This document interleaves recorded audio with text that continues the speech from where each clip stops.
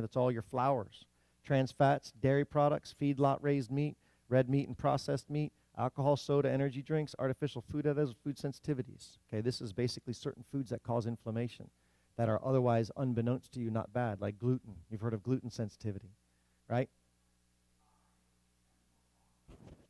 So it's complicated, right? So here's Luke. Here's Luke stuck looking at his dad going, holy cow, this is my dad, right? It's complicated, right? This stuff is not simple. This is a picture of a biochemistry reaction slide. This is all the reactions that are occurring in your body at any one time based on biochemistry. Yeah, this one right here, that's a Krebs cycle. That's a Krebs cycle. This one? This one? I think that's the urea cycle. Yeah. So this is Dr. Weil's anti-inflammatory food pyramid. This is what he's saying he would like people to consume on a regular basis to be peak performers, right? And so, you look up top, you got healthy sweets. You guys have to skip the red wine. He puts actually on their supplements now because he's come to realize that even on a really healthy diet, a lot of people can't get enough of the things they need the way the food's being produced these days. But then you look, what's the most important category? Vegetables and fruits. Now this is in direct conflict with the American Dietetic Association, which has this as the number one. But I agree with him that this is key. But from your guys' perspective, when you look at this, how often do you guys eat in any of these other bars? Right? You don't? So when you don't eat fish or seafood, you deprive your body of omega-3 fats, which are the number one fat for your brain to function well.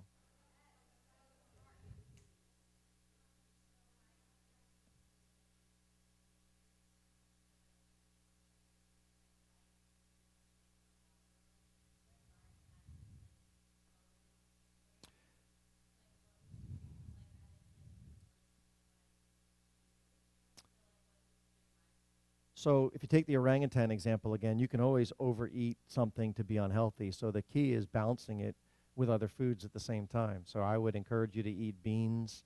I would encourage you to eat vegetables primarily. I mean, if you look at my plate, when I eat, it's about usually 60% vegetable, maybe about 5 to 10% fruit, and then meat and fat. And that's pretty much how I eat almost all the time. It's always more than 50% vegetables. And that's the way you can keep your glycemic load from going up. Yeah, you're right. Fruit's great for you, but in volume, anything in excess is always bad, right? And so that would be my recommendation for that. So, peak performance, right? If you guys really are going to get to the level of being able to be your best, and again, your best is determined by what you're able to do, right? So, teenagers, how much sleep do y'all need? 6 to 10 hours? Minimum 10. If you guys want your body to be at its best position, you generally need 9 to 10 hours of sleep a night, and I would generally say 10. Huh? Sure. Why do teenagers in general sleep so long on the weekend? You're trying to catch up. Yeah. And my guess is it's not their fault to yeah. So and it changes as you age. Little babies need 21 hours, and as you age, it goes all the way up to about 12, and then it goes down. A lot of them do in the beginning, yeah. That's it. They cry and feed the other 3. You got it. So sleeping is very important, and everyone's different. I sleep 6 to 6.5 hours a day, and that's perfect. If I get 8, it's too much. If I get 4, it's too little. Right? But that's my physiology. Everybody's different, and you got to figure out what your state feels the best. So playing with yourself as far as sleep hours and what you do will make a difference as to how well you peak perform. So let's say that's sleep. What about diet? Right? So you now know clearly which foods are going to mess you up. Now it's just a matter of choice. If you want to be the best you can be, you choose a diet that's predominantly vegetable, fruit, nut, bean, seed, meat, fish, right? If you consume flour and sugar in high volume, you're going to absolutely 100% decrease your peak performance. If you look at athletes, the best athletes in the world right now, because they can't cheat so much anymore, because all the steroid stuff's been caught, right? What are they all doing? All these guys have their own nutritionists now.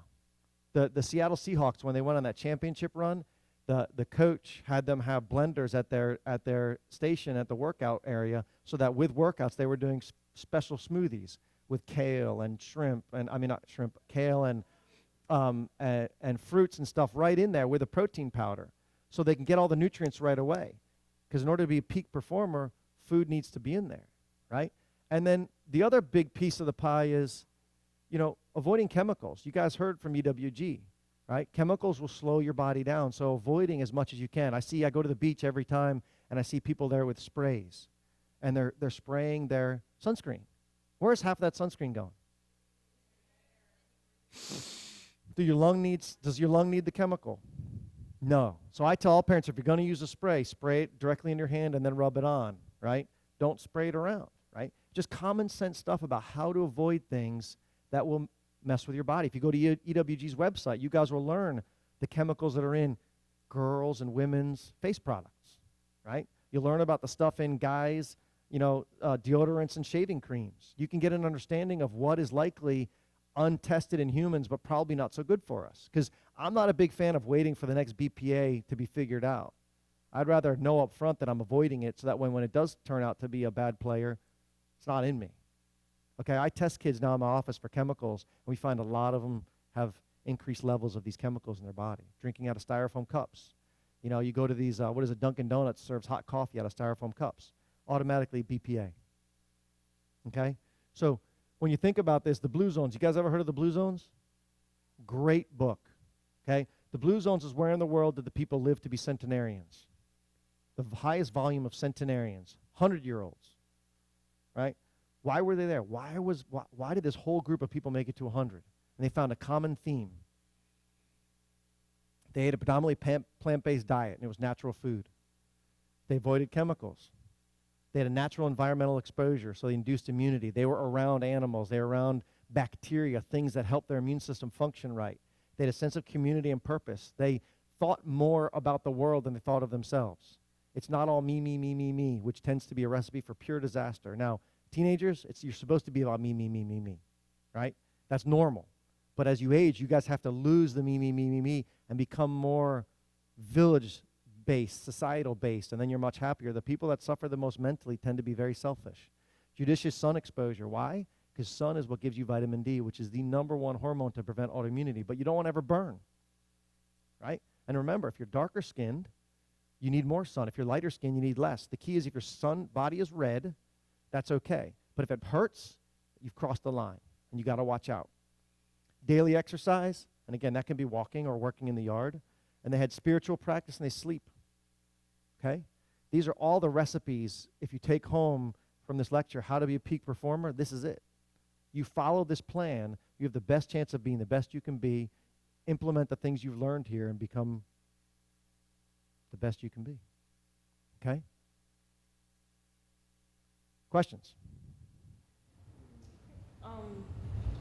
So my mom, she's recently got me into kombucha.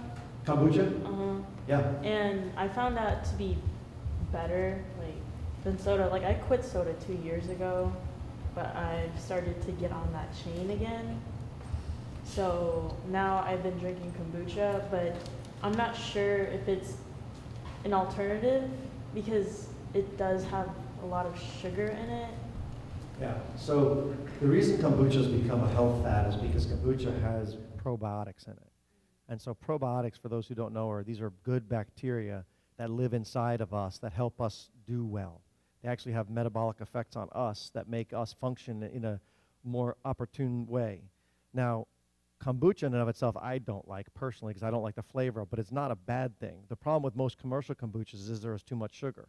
So the way I would sort of look at that is if you can find a kombucha that has less than 10 grams of sugar per bottle, not per serving, because the key is it'll say per serving and there'll be 2 or 3 servings in there, right? Then you're probably okay, right? Because then it's moderation and it's okay, you'll get the probiotic effect. But when you get the ones that have 40 grams of sugar, metabolic nightmare. And you would want to avoid that at all costs. But I'm a big fan of kimchi. I'm a big fan of sauerkraut. I'm a big fan of, if you're not dairy intolerant, good quality kefir. But you could even do coconut kefir. Yeah. Yes, sir. As an athlete, my coach usually tells me like we should try to eat like leaner meats. Like he says, grilled foods instead of fried. So would that be like a part of avoiding flour-based items, like not frying your food? Absolutely. Grilled meats will definitely be better for you than flour covered and then fried, because one, you're getting a lot of oxidant radicals, which is bad things for your body, increases inflammation. Two, the flour just slows you down. So from an athletic perspective, you want to be more like a modified paleo, which is predominantly vegetables and fruits, and then lean meats, fish, chicken, all that stuff. Absolutely. I mean, if you look at like Cam Newton, who is probably the most famous, he's ranked 6th wealthiest athlete in the world now, and he is the specimen of physical health. He is what's called a lacto-ovo-pescatarian, which means eats fish, eggs, and dairy, and all vegetables and fruits, and pretty much no bad grains and stuff like that. So, again, but that's only one way. I'm not against red meat. I think red meat is good for you in moderation, but it has to be good quality red meat. And by that statement, it has to be grass-fed the way it was naturally intended. Yes? So I come from an Indian household, so I necessarily can't choose what I eat because I don't live in my own household, and I get vegetable dishes about half of the week, but meat in my other dishes. So how would you recommend that I stay healthy based on So give me an average meal your mom makes. Okay, I don't know, you have there's different kinds of breads, so it's there's more healthier kinds and there's more unhealthier kinds. So what we call roti or chapati is the healthiest, and I usually eat it with vegetable dishes, while you'll have naan or paratha with the unhealthier dishes. But you always have two. So, but the range of calories is so different because it's so much more unhealthy. So what prevents you from just eating one piece of naan bread and then the rest vegetables? But the thing is, it's vegetables aren't served every night. Okay, so what else is served with the naan? That's it. So your mom doesn't serve puri chole or anything like that? Well, she does, but but that's separate. So she'll have chole and puri on one day, but then the next day she'll have naan and butter chicken or something. Then what I would say is, one, I'd ask my parents for vegetables. If I was you, two, I'd start cooking myself. Okay. And then if your mom's offended by it, explain to her why. What it does for you, and then see where it goes from there. Sometimes parents don't understand. But again, at your age, it's probably time for you to start stepping up and saying, that doesn't make sense to me, Mom. Here's why. And this is what I would do. And get out of your comfort zone. Because to be comfortable is to do whatever Mom says, to some extent.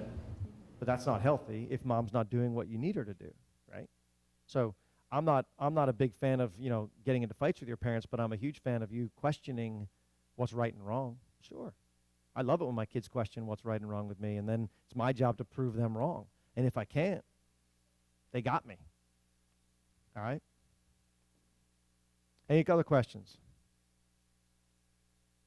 Well, thanks for listening, guys. You're actually a great audience post-meal. Normally I have 10 of you nodding off, but nobody did.